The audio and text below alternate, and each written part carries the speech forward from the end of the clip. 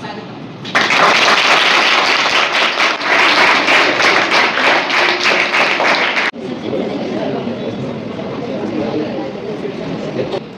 బాలికలందరికీ జాతీయ బాలికా దినోత్సవ శుభాకాంక్షలు. సిటీ అధికారి జనసేన పార్టీ. మరి ఈరోజు బాలికలందరికీ కూడా ఒక సంతోషకరమైన శుభకరమైన దినం. ఎందుకంటే బాలికల పేరుతోనే ఒక దినోత్సవాన్ని మనం జరుపుకుంటా ఉన్నాం. భారతదేశంలో మరి మహిళకి శక్తిగా అమ్మగా ఎంతో గౌరవించిన ఈ దేశంలోనే మహిళ మళ్ళీ అణచివేయబడింది. ముఖ్యంగా ఆడబిడ్డలు చాలా వివక్షకి గురైన సమాజ పరిస్థితిని మనం భారతదేశంలో చూసాం. అయితే ఈ వివక్ష ఎక్కడి నుంచి ప్రారంభమైంది, ఎప్పటి నుంచి ప్రారంభమైంది అంటే ఆడబిడ్డ తల్లి గర్భం నుంచి అంటే పుట్టక ముందు నుంచి కూడా ఈ వివక్షకి గురవుతుంది.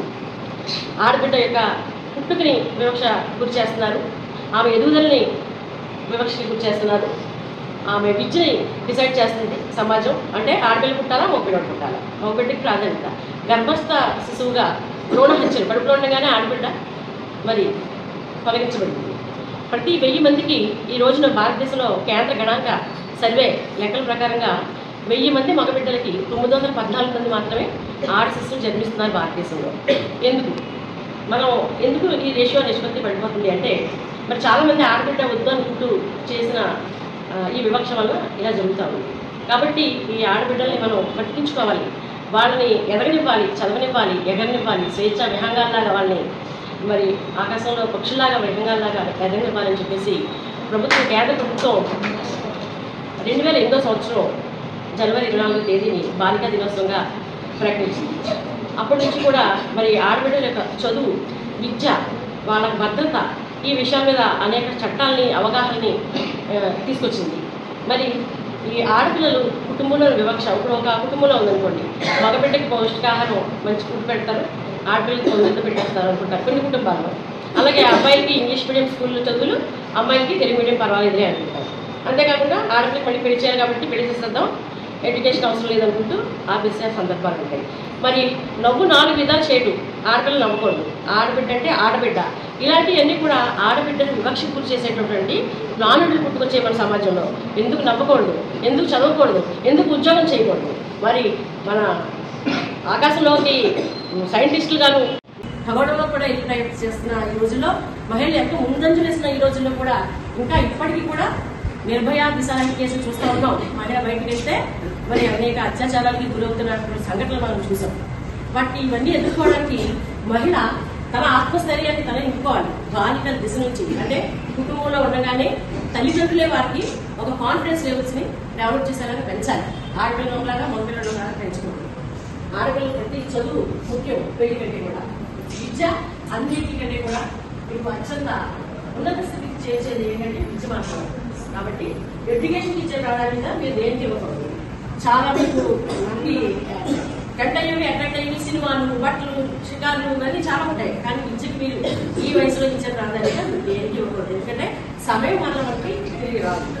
కాబట్టి మరి మేము ఈ తెలుగుదేశం, జనసేన, బీజేపీ కూటమి ప్రభుత్వంలో భాగంగా పవన్ కళ్యాణ్ గారి ఆశయాలు ఏంటంటే మహిళలకి, బాలికలకి చాలా అత్యంత ప్రేమ, అభిమానాలు ప్రాధాన్యత ఇచ్చేటువంటి నేతలు పవన్ కళ్యాణ్ గారి స్ఫూర్తితో మేమందరం కూడా అంత దగ్గరికి వెళ్ళి బాలికలకి ఏంటంటే అవసరాలు ఉన్నాయి, వాళ్ళ ఇబ్బందులు ఏంటి అవన్నీ తెలుసుకొని వాళ్ళకి అవసరమైన సదుపాయాలన్నీ కూడా కలగజేస్తాం మనం అని చెప్పేసి ప్రతి చోటికి వెళ్ళి కనుక్కుంటామని చెప్పేసి మా జనసేన పవన్ కళ్యాణ్ గారు మీ దగ్గరికి పంపించారు.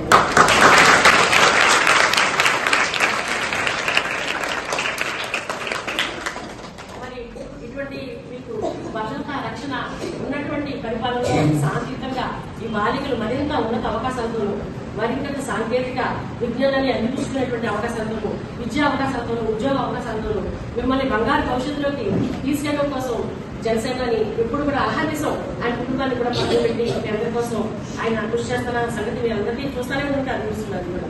నిత్యం కూడా ఆయన సొంత కుటుంబం ఆయన బిడ్డలు కూడా మీ అందరి బిడ్డల కోసం, ఆంధ్రప్రదేశ్ బిడ్డలను కూడా నా బిడ్డలు, ఆంధ్రప్రదేశ్ భవిష్యత్తే మా భవిష్యత్తు అన్నట్లుగా ఆయన ముందుకు వెళ్తా ఉన్నారు. ఇటువంటి తరుణంలో మీరు అత్యంత ఉన్నత విద్యల దృష్టిగా కాకుండా మరి ఇవన్నీ కూడా చట్టాల మీద కూడా అవగాహన కల్పించుకోవాలి.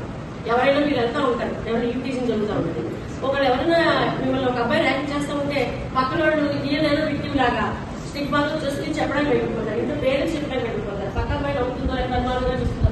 ఇవేమీ కాదు, ఎవరో పోటీ ఉంటే మీరు వెంటనే ఖండించాలి. మీకు నెంబర్లు ఉన్నాయి, మహిళా పోలీస్ స్టేషన్స్ ఉంటాయి. మీరు కాల్ చేయగలరు ఎక్కడైనా కానీ మీకు ఎటువంటి ఇబ్బందికరమైన అపాయకరమైన పరిస్థితులు అనిపిస్తే వెంటనే కూడా దానికి సంబంధించిన నెంబర్లు పెట్టి ఉంటాయి. మళ్ళీ అలాగే మీకు ఏమైనా ప్రాబ్లం వచ్చినప్పుడు ఆంధ్రప్రదేశ్ బిడ్డలు కూడా నా బిడ్డలు, ఆంధ్రప్రదేశ్ భవిష్యత్తే మా భవిష్యత్తు అన్నట్లుగా ఆయన ముందుకు వెళ్తారు. సర్వతో ముఖాభివృద్ధి కాబట్టి జనాభాలో ఎంతమంది ఉన్నారు? ఆకాశంలో సగం, అవకాశంలో సగం.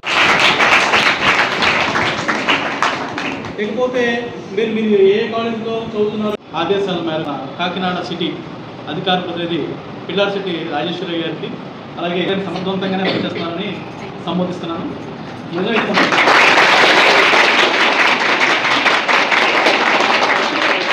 భారతదేశ ప్రధాని శ్రీ నరేంద్ర మోడీ గారి తరఫున మీ అందరూ కూడా శుభాకాంక్షలు.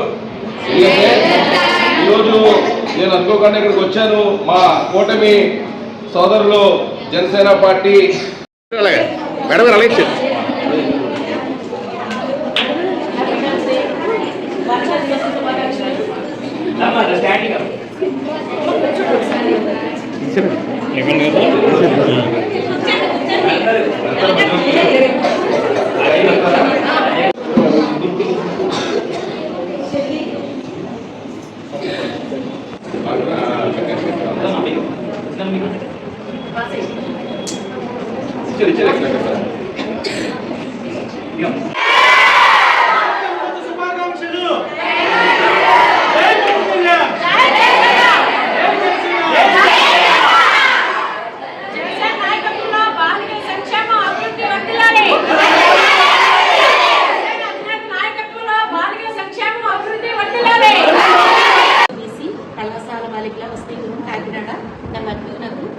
కాకినాడ సిటీ జనసేన పార్టీ అధికార ప్రతినిధి శ్రీమతి పిల్లార్ సిటీ రాజేశ్వరి గారిని విచ్చేసి జాతీయ బాలికల దినోత్సవం సందర్భంగా మా హాస్టల్లో ఉన్నటువంటి విద్యార్థినులందరికీ కూడా బాలికల దినోత్సవం యొక్క ప్రాముఖ్యతను తెలియజేసి వారందరికీ కూడా పిల్లలందరికీ కూడా స్వీట్స్ అందజేసి కాకినాడ సిటీ నుంచి ఈ హాస్టల్లో ఏవైనా కనుక విద్యార్థులకి అవసరాలు ఉన్నట్లయితే వాటిని జనసేన పార్టీ తరఫున మేము అందజేస్తామని చెప్పి వారందరికీ కూడా తెలియజేశారు.